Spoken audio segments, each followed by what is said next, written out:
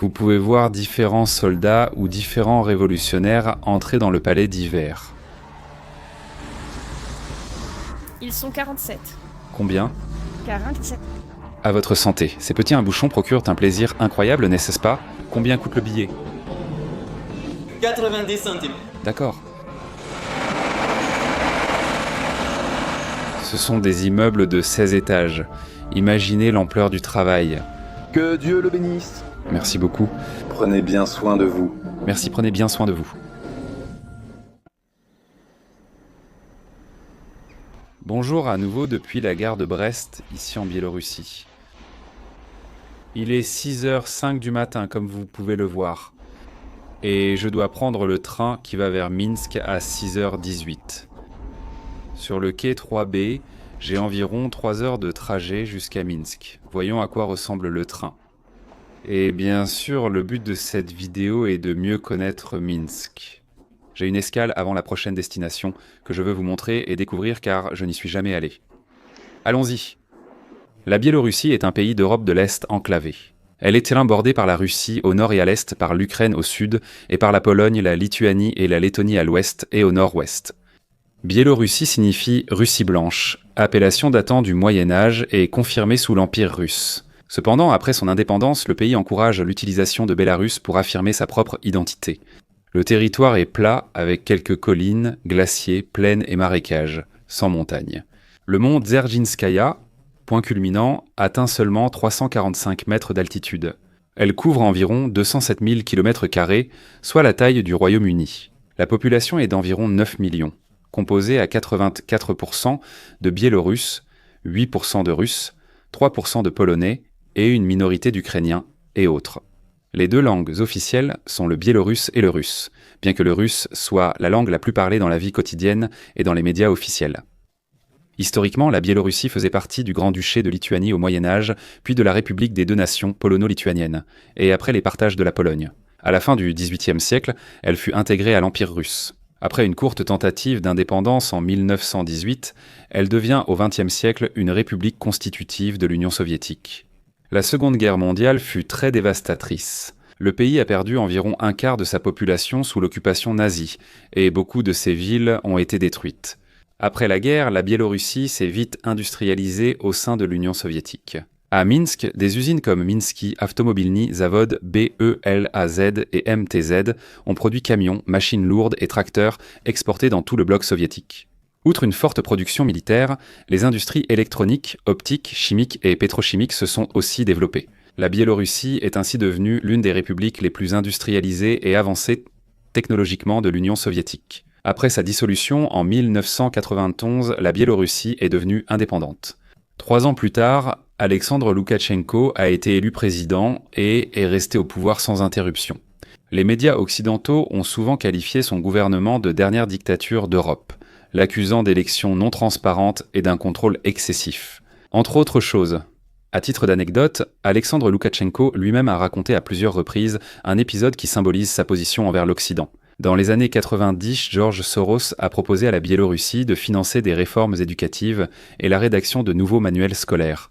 Loukachenko a refusé l'offre et lui a dit ouvertement « Je suis un homme soviétique, nous écrirons notre propre histoire nous-mêmes. »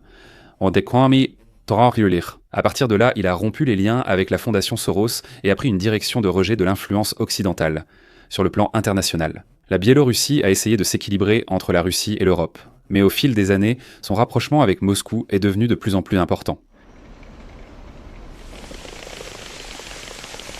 Voici le train, assez moderne, ce ne sont que 3 heures. C'est un train, pour ainsi dire, régional. Ce n'est pas le typique platzkar où l'on peut dormir. Pour que l'on dise après la Biélorussie, voilà, il y a aussi des trains modernes ici.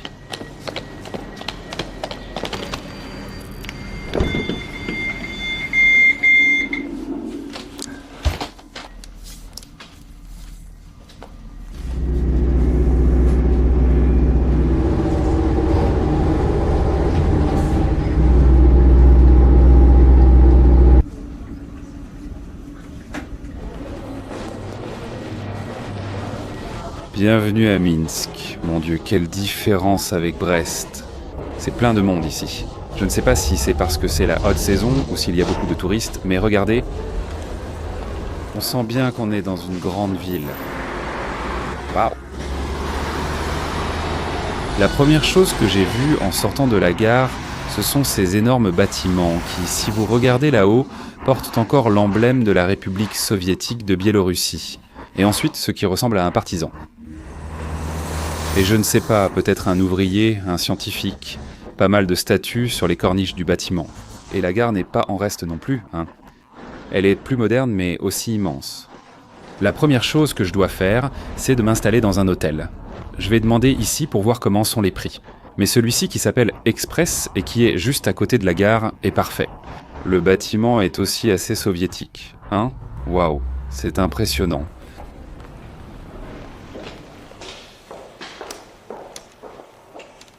Bonjour, il n'y a pas de place?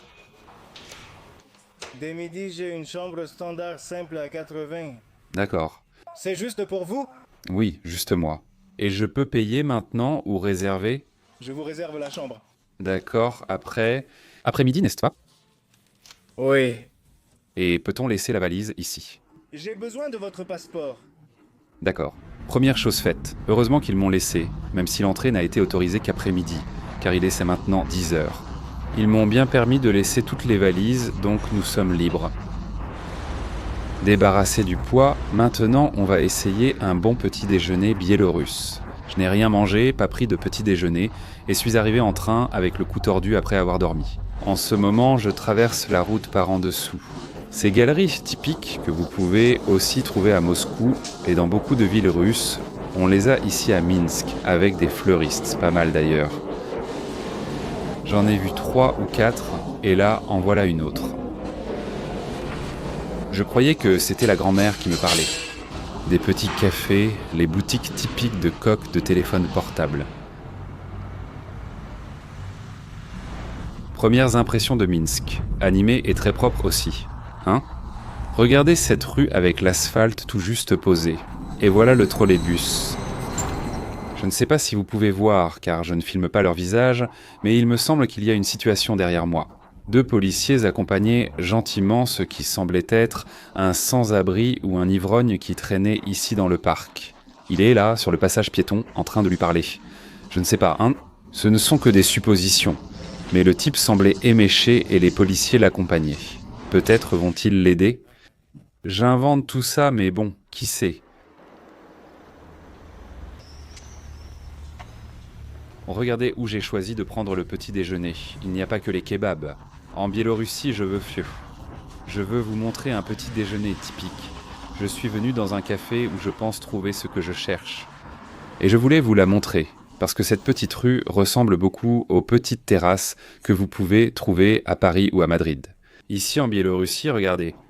La seule différence, ce sont les bâtiments de cette rue.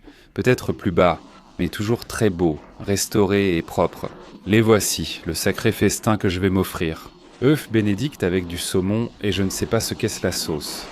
Un petit déjeuner aussi haut de gamme, regardez-moi ça. Il y a même des œufs de poisson, du caviar rouge. Aujourd'hui, c'est une fête gastronomique. À votre santé. Délicieux. Si vous venez par ici, dans ces terres, et que vous aimez ce genre de petit déjeuner, avec des œufs, du saumon, etc., c'est recommandé. Avec ça, tu as assez d'énergie pour arrêter un train. C'est comme une tartine, les œufs, le saumon, un peu de légumes, le caviar et la sauce. Boccato di Cardinale. Par contre, ne pensez pas que c'est bon marché. Ce plat seulement, je crois qu'il coûte autour de 8 euros. 7, 8 euros, je dirais donc comme ça, en calculant. Pour la Biélorussie. Ce sont des prix qui, bon, pour des occasions exceptionnelles, ça va, mais ils sont au-dessus de la normale. Et au cas où les œufs bénédicts ne suffiraient pas... Voilà, je crois que c'est la première fois que je mange des sirniki sur la chaîne. Eh bien, ceux-ci sont de luxe, ils sont premium. Vous pourrez les trouver dans n'importe quel café, comme petit déjeuner, comme dessert, peu importe. À votre santé. Vraiment bon, ça se sent. On voit que cet endroit est de haut standing. Et la confiture est aussi faite maison, délicieuse. Un 10 sur 10. Merci beaucoup. 47. 47, tenez. Pour le thé, c'était 7. Oui, j'ai compris. Merci de m'avoir expliqué. De rien. Merci beaucoup. Tout va bien comme ça. Bonne journée à vous. Vous aussi. Merci. Pour éliminer cette bombe calorique que je viens d'avaler, quoi de mieux qu'une petite promenade?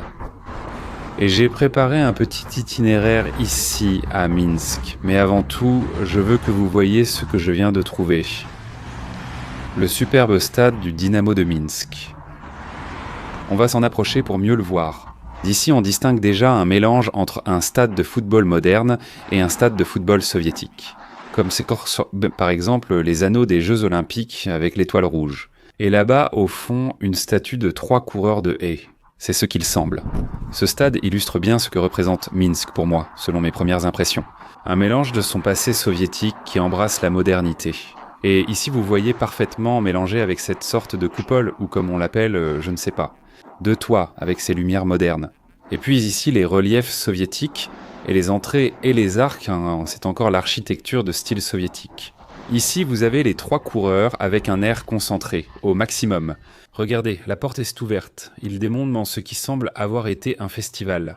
C'est incroyable, ce stade olympique de Minsk est vraiment grand, hein, et avec des loges là-bas, very important person, ce qui semble être pour la radio.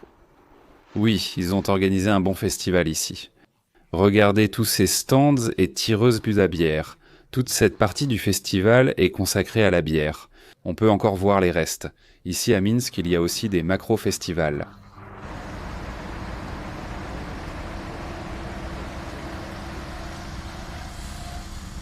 Regardez sur quoi je suis tombé par hasard. Pour ceux qui sont amateurs de rock soviétique, nous avons ici un mémorial à Viktor Tsoi, le chanteur principal du groupe. Et vous pouvez voir différentes photos, des portraits, des inscriptions. Vitya ou Victor, tu nous as sauvés. Pourquoi es-tu parti? Si je ne me trompe pas, il est mort dans un accident de voiture. Ici à Minsk, on se souvient de lui. Tu savais que ça finirait mal, mais tu ne savais pas que ce serait si tôt. Tu savais que tout allait mal tourner, mais tu ne t'imaginais pas que ce serait si tôt. C'est une surprise de tomber sur ce mémorial dédié à Viktor Tsoi en face du stade du Dynamo de Minsk. Une véritable icône du rock soviétique. Il est sans impossible qu'il l'ait installé ici parce qu'il a donné un concert dans le stade. Regardez ici. Au dos, il est indiqué copie des dessins de Viktor Tsoi. Je ne les avais jamais vus. Ce sont quelques-uns des dessins de l'artiste, du chanteur. Bonjour. Bonjour, Celle-ci, s'il vous plaît. voulez-vous l'essayer? Non, c'est ma taille. C'est un cadeau. Non, c'est pour moi. Un cadeau pour moi-même. Comment s'est passé le festival d'hier? On vous a beaucoup dérangé. Il y avait beaucoup de monde. Vous avez travaillé? Nous avons travaillé, une collègue aussi. Ça a dû être amusant. Oui, sûrement. Moi, je l'appelle la fête de la bière. Ce n'est pas un festival. Merci beaucoup. Portez-vous bien. Au revoir. À plus tard. Je n'ai pas pu résister. Et je me suis acheté le maillot de célébration des champions de la Ligue de l'année dernière, de la saison passée. Là, c'est vraiment folklorique, avec le drapeau de la Biélorussie. Et ensuite, regardez ce qu'il y a ici en bas, comme des anges et la Vierge Marie. Super, j'ai enfin la tenue officielle pour Minsk. Regardez sur quoi je suis tombé, c'était inattendu. En me dirigeant vers le premier arrêt de l'itinéraire improvisé que j'ai préparé, j'aperçois ce qui semble être un McDonald's. C'est bien écrit Mac.bi, le domaine, non, d'Internet biélorusse. Bien sûr, je sais qu'en Russie, McDonald's est parti. Maintenant, c'est Vkusnaya Tochka. Mais il semble qu'ici, en Biélorussie, il soit parti aussi. Au lieu de Vkusnaya Tochka, délicieux et simple, c'est Mac. À mon avis, cette signalétique moderne gâche un peu. Tu parles des reliefs de l'époque soviétique, mais allons-y. On tente d'entrer par la porte soviétique du Mac biélorusse, mais elle est fermée. Quelque chose que je ne savais pas, c'est qu'à la fin de 2022, McDonald's a annoncé son départ de la Biélorussie. Les restaurants n'ont pas fermé, mais ont été repris par une entité locale et renommée Mac.bi. Situation similaire à celle de la Russie avec Vkusnaya Tochka. De cette façon, on conserve une esthétique et une offre de menus similaires à ce qu'il y avait auparavant, sans avoir à repartir de zéro. Ainsi, en visitant ces restaurants, vous remarquerez leur forte ressemblance avec un McDonald's d'origine. Cela illustre l'isolement du pays par rapport à l'Occident, résultat de l'affrontement entre les deux blocs et qui se concrétise par toutes sortes de sanctions. La Biélorussie est l'un des 5 pays les plus sanctionnés, avec près de 2000 sanctions. Derrière des pays comme la Russie, comme Disk, l'Iran, la Corée du Nord et la Syrie. Les sanctions ont fortement augmenté dès 2020 et 2022. touchant notamment la finance et la banque exclue du système Society for Worldwide Interbank, Financial Telecommunication, les engrais. Des embargos ont été imposés sur l'exportation de potasse, l'un des produits d'exportation les plus importants du pays, mais aussi sur les produits dérivés du pétrole et les produits manufacturés. De plus, la compagnie aérienne nationale Belavia a l'interdiction de survoler et d'atterrir dans l'espace aérien de l'Union européenne. Des centaines de fonctionnaires biélorusses, dont le président, des hommes d'affaires et des juges, sont interdites de voyager et ont leurs avoirs étrangers gelés. Mesdames et messieurs, bienvenue sur la place Lénine. Voici la statue emblématique présente dans presque toutes les ex-républiques soviétiques. Excusez-moi, mais en Biélorussie, elle ne pouvait pas manquer. Voici le Parlement, si je ne me trompe. Le reste de la place comprend également différents bâtiments administratifs, gouvernementaux et des universités, comme celui-ci. Imaginez étudier sur la place Lénine, ou comme ce serait en Espagne, à la Puerta del Sol. Imaginez que les universités s'y trouvent. Eh bien, ça me rappelle beaucoup Moscou, tu sais. Jugez par vous-même et dites-moi si ça ressemble à Moscou ou pas. Cette avenue, c'est comme si on était dans une petite Moscou.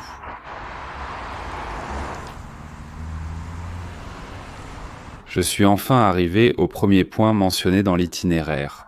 Il ne s'agit rien d'autre que de cette mosaïque impressionnante d'Alexandre Kishenko, un artiste soviétique spécialisé dans ce type d'art et qui en a disséminé un peu partout à Minsk. Plusieurs mosaïques que j'ai l'intention de parcourir avec vous. Celle-ci en particulier commémore la révolution d'octobre au palais d'hiver contre les tsars.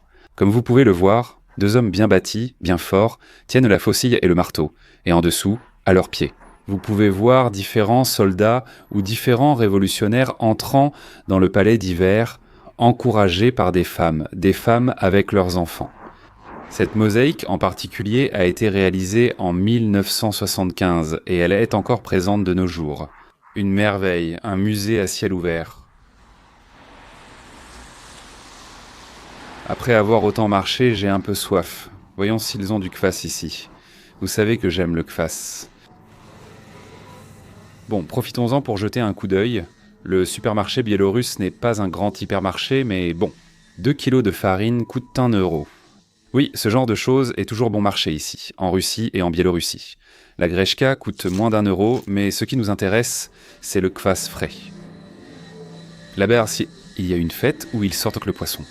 Ici, vous voyez les produits en mode typique. Le kéfir, le lait frais, la crème aigre, le fromage blanc. Wow, et il y a plein de types de bières. J'en goûterai une plus tard si j'ai le temps. Regarde l'alcool, 6,4 c'est fort, non? Je connais la Jigeli Jigelovskaya.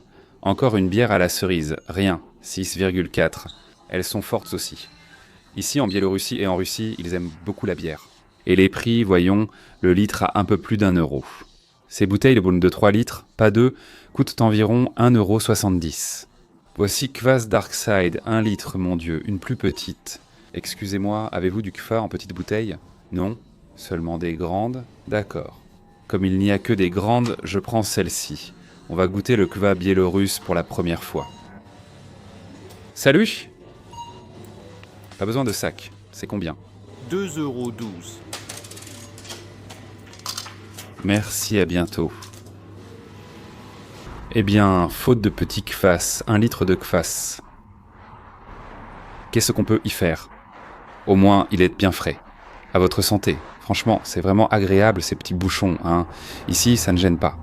Allez. Oh, c'est délicieux. Je recommande vraiment. Assez amer, pas sucré, mais je préfère ainsi. Ici, vous me demandez toujours « Qu'est-ce que tu bois ?» Le kvass, regardez. Une boisson faite à partir de céréales fermentées, sans alcool, en particulier du pain, généralement de seigle, délicieux. Eh bien, regardez, hein. Entre le festival d'hier qui avait lieu au stade et ici ce qui ressemble à une épreuve de triathlon, on voit que Minsk est assez active, il y a beaucoup d'animations. Ça, c'est le palais des sports, un autre bâtiment soviétique, et là-bas, au fond, je ne sais pas si la caméra arrive à le montrer. Un vaste quartier résidentiel. Combien de familles y vivent? Regardez d'où ça commence, tout un pâté de maisons, et je n'arrive même pas à voir ce qu'il y a derrière. Mais bon, ce sont des immeubles assez A1. Avant d'aller à la mosaïque suivante, j'ai choisi de passer ailleurs. qui montre ce contraste entre le monde moderne ou la modernité et l'époque soviétique, ici à Minsk. Ce n'est autre que ce KFC, un restaurant de restauration rapide avec un relief sculpté dans la roche datant de l'époque soviétique, impressionnant. Là, vous pouvez voir le thème, il y a aussi la femme avec l'enfant, dans les bras, les fusils, les soldats, toutes les personnes avançant avec détermination, la main sur la poitrine. Il y en a un autre avec le poing levé et une inscription qui dit « Solidarité ». Et en dessous, le logo du restaurant de restauration rapide. Ce relief se trouve sur l'avenue des Vainqueurs, donc je comprends qu'il sera dédié aux vainqueurs de la Grande Guerre patriotique.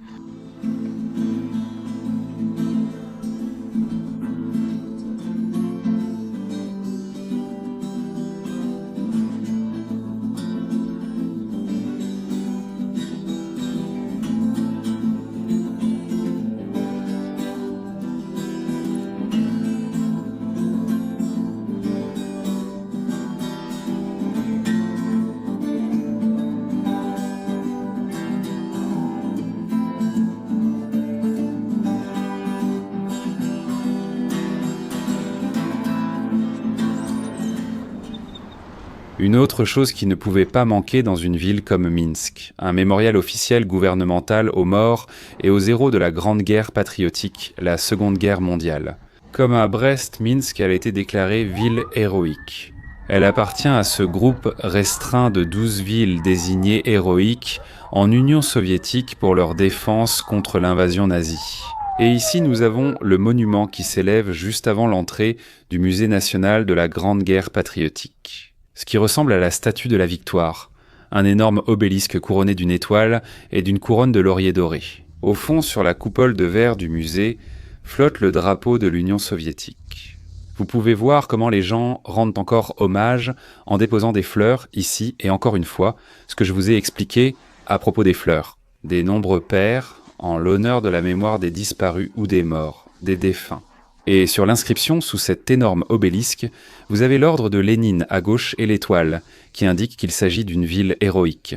Et voici ce qui est écrit sur la plaque. En résumé, on commémore les 30 ans de la libération des nazis allemands et on la déclare ville héroïque. À Minsk, le 26 juin 1974, par ordre de la Douma présidentielle du Conseil supérieur de l'Union soviétique, à Moscou, au Kremlin. Sans aucun doute, les pays, du moins ceux que j'ai parcourus jusqu'à présent, sont ceux qui se souviennent le plus jusqu'à ce jour. Les exploits et ceux qui exaltent le plus ce comportement héroïque de défense contre l'envahisseur sont la Russie et la Biélorussie. Ici, vous avez d'autres bas-reliefs, avec des soldats en train de se battre, des soldats tombés, la femme et l'enfant. Les partisans, également très importants ici en Biélorussie, ont joué un rôle déterminant dans le conflit. Le Kremlin et le défilé sur la place rouge. Derrière moi, comme mentionné, se trouve le musée dédié à la Grande Guerre patriotique.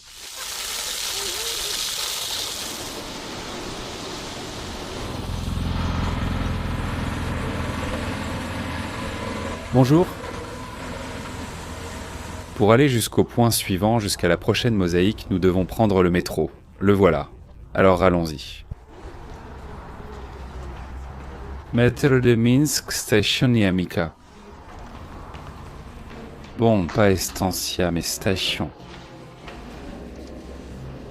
Je suis très curieux de voir à quoi ressemble le métro de Minsk. C'est un métro récent, pour ainsi dire. Il n'est pas aussi vieux que celui de Moscou. Il a juste un peu plus de 30 ans, si je ne me trompe pas. Eh bien, ce sont 3 lignes, c'est-à-dire ce n'est pas très grand. Le métro de Minsk est l'un des symboles les plus importants de la capitale biélorusse.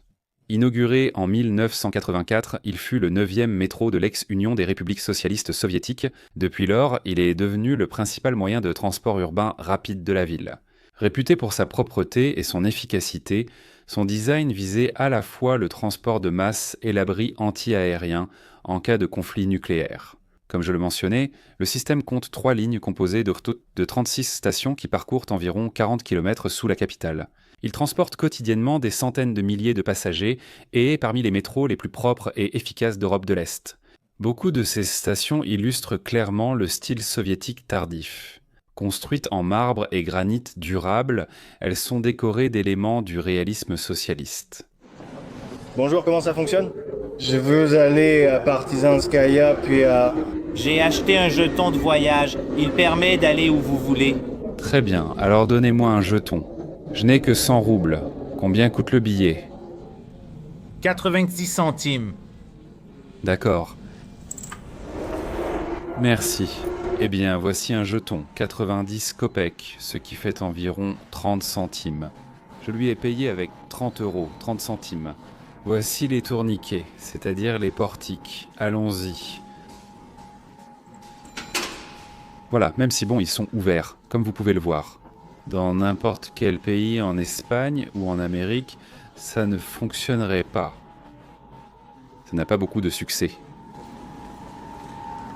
Bienvenue dans le métro de Minsk Proletarskaya, quai numéro 2. Comme vous pouvez le voir, une station assez simple, mais elle garde cette touche de marbre, comme presque tous les métros soviétiques, ce qui la rend particulière. Eh bien, très solennelle, et ceci là, je ne sais pas ce que c'est, ça décore le quai de la station. On dirait un bateau. Les panneaux ne sont toujours pas en anglais, comme dans l'ancien métro de Moscou. Ici, c'est le cyrillique uniquement. La seule chose qui est sans dans les deux langues, en biélorusse et en russe, comme vous pouvez le voir, mais rien en anglais. Et ce compteur-là, c'est vraiment comme celui du métro de Moscou. Voilà le standard, la fréquence. On attend depuis 5 minutes. Rien ne vaut le métro de Moscou, mais c'est dimanche, hein. Donc on va aussi lever un peu la main.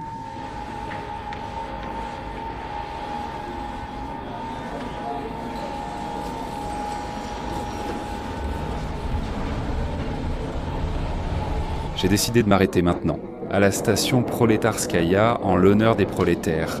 Et ici, vous avez une statue, d'un prolétaire, un ouvrier d'usine, avec le casque, les vêtements de travail et les bottes. Et voici Proletarskaya. Station Partizanskaya. Voilà, nous sommes arrivés à la station Partizanskaya des partisans. Je ne sais pas quelle pierre c'est, mais il me semble que ce sont toutes des pierres précieuses. Peut-être simples, mais très bien décorées. Eh bien, les lettres soviétiques classiques à fond une typographie brutale. Je ne sais pas si vous avez remarqué à quel point le métro de Minsk ressemble à celui de Moscou. Ce sont les wagons soviétiques classiques par excellence qui ont été construits en masse à travers toute l'Union soviétique et qui ici sont rénovés. Mais bon, le châssis, le moteur et le reste, ce sera pratiquement tout d'origine.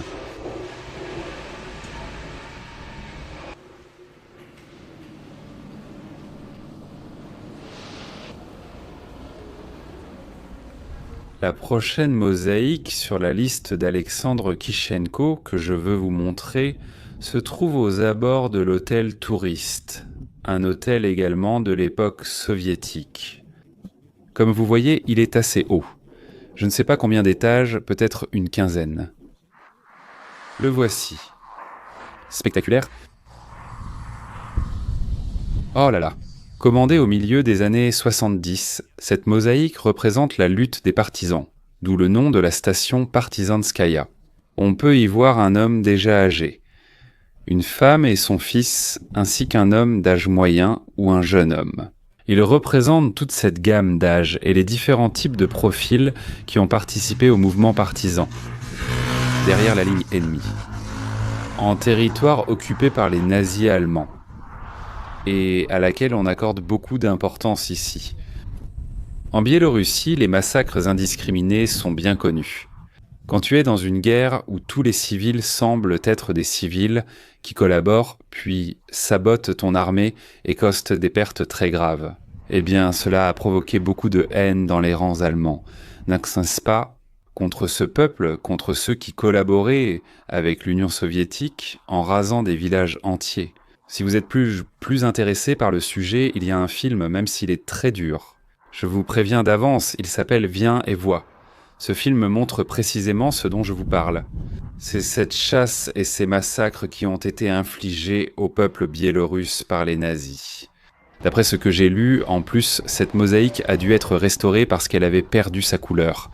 Si vous faites attention, vous verrez qu'il y a comme des ombres de quadrillage. Elle a été restaurée à la fin des années 90, car on ne la voyait presque plus. L'état était critique, alors ils l'ont restaurée en confiant la tâche à l'auteur. C'est son dernier travail avant son décès.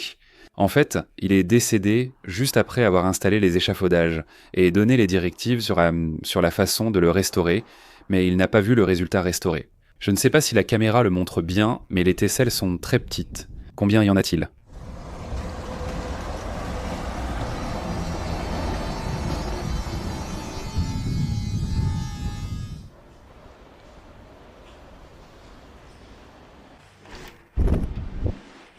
Merci.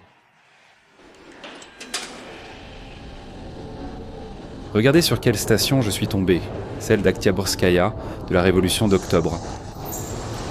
De magnifiques colonnes avec des lampes en haut, et ici un bas-relief. Pour les 5 ans, gloire au Congrès, au Parti communiste de l'Union soviétique, je dois regarder. Je ne sais pas ce que c'est. Et puis SSR, Union soviétique, communisme, paix dans le monde, amitié des nations ou l'amitié des peuples, c'est ce qui est écrit. Et puis un satellite, là. Et ici, en face de l'ancien emplacement du satellite, des épis semblables au blé et les cheminées d'une usine. Et ici, à l'autre extrémité du quai, vous pouvez voir un autre relief. Bon, ici je lis Lénine, nous construirons le nouveau monde, le parti est intelligence, fierté, honneur, la conscience de notre époque. Et vous pouvez voir à côté de Lénine, 1917, tout le pouvoir aux soviets, paix pour les peuples et la terre pour les paysans.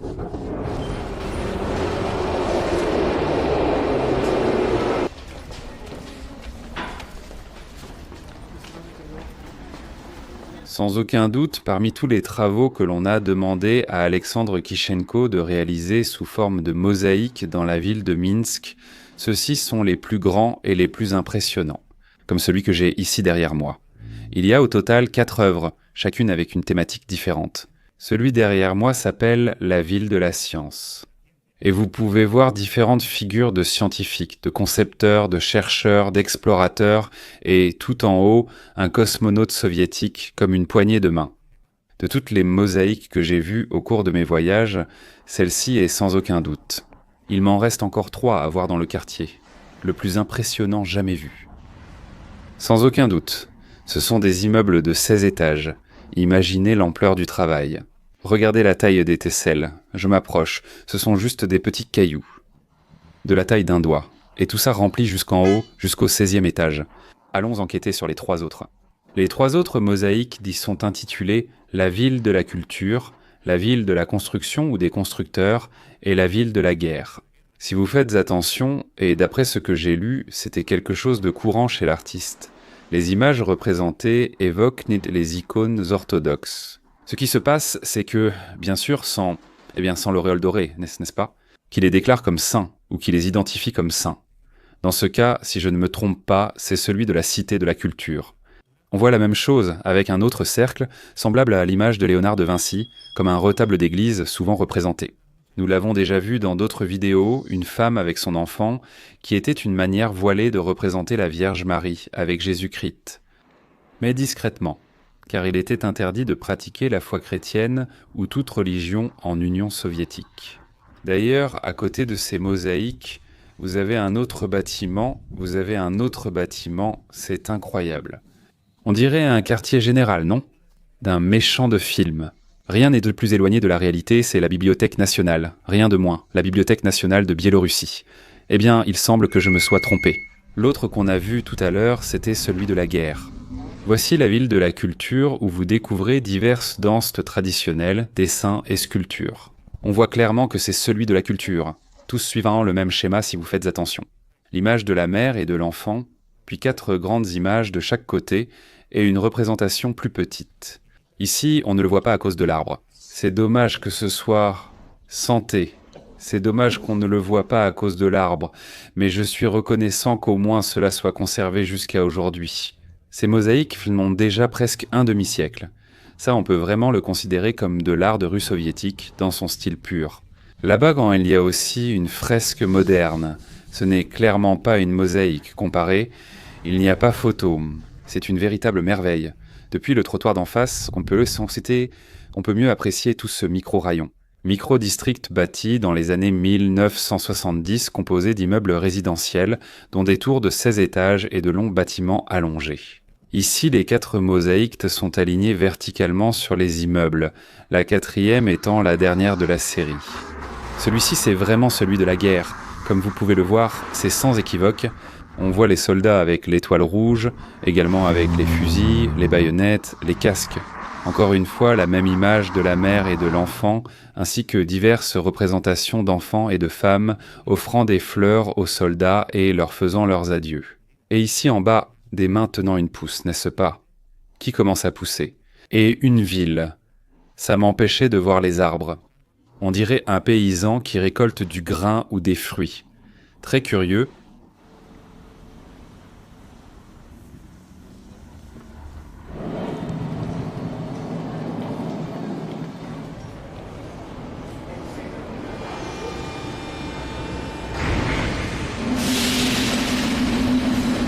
Bonjour. Combien coûte le bouquet? 5. 5. Oui? Bien. Vous pouvez en prendre ou en porter 2. Un, c'est suffisant. Un, c'est suffisant. Un alors? Est-ce que ça peut être ces violettes? Oui, mais ce bouquet coûte 8. D'accord, alors 8. Oui. Très bien. C'est plus grand, c'est pour ça? D'accord, en voici 5. Une seconde, il y en a 9 ici, voilà. Que Dieu vous le rende. Merci beaucoup. Je vous souhaite beaucoup de succès. Merci, bonne continuation. Vous voyez déjà ici les grands-mères vendre dans ce couloir souterrain à la sortie du métro. Regardez quel joli bouquet de fleurs elle a dû cueillir. C'est vrai, je dois l'offrir à quelqu'un. Si ma femme voit ça, c'est pour toi.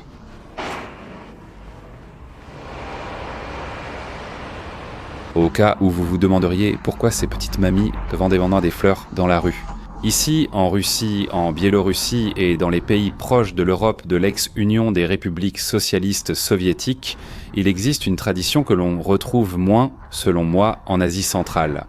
On continue encore à offrir beaucoup de fleurs des hommes aux femmes pour la journée de la femme, pour les anniversaires, pour l'anniversaire de mariage. Enfin, à n'importe quelle occasion, aussi s'il s'est saoulé et qu'il a fait une bêtise le lendemain, c'est la façon de demander pardon. Ce sont aussi des fleurs, même si les meilleures, comme le disent bon souvent les filles que je connais, russes, enfin, et biélorusses en général. C'est quand elles ne s'y attendent pas. Alors vous savez, si quelqu'un ici veut draguer, qu'il prenne note de ce détail. Galant. Eh bien, dans cette promenade des mosaïques, il ne pouvait pas manquer celui que j'ai découvert, assez bien caché. Il se trouve dans une usine, je crois, de viande ou alimentaire, ou quelque chose comme ça, une vieille usine. Et regardez qui nous avons ici. Nul autre que Vladimir Lénine dans une mosaïque. Ici, on dirait qu'il salue les ouvriers qui entrent. Et je pense qu'ici, on peut conclure toute cette visite des mosaïques. Et on va conclure la vidéo, car je suis un peu fatigué. Cette vidéo m'a bien pris de l'énergie.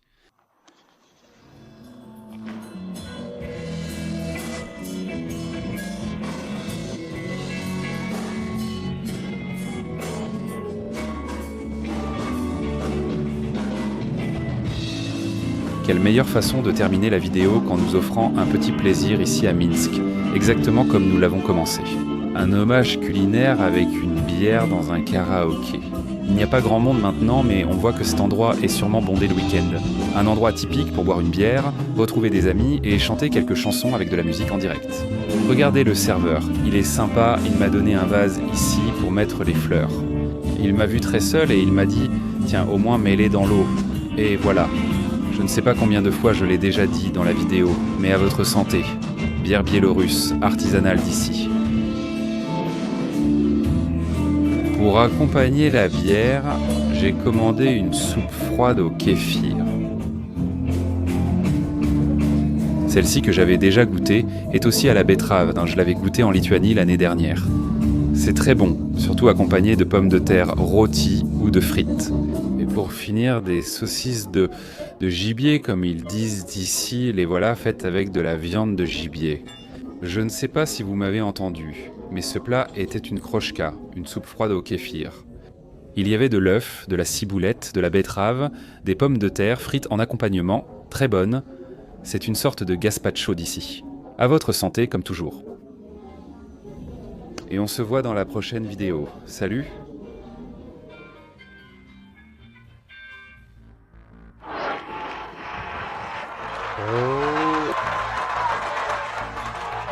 Quel but incroyable!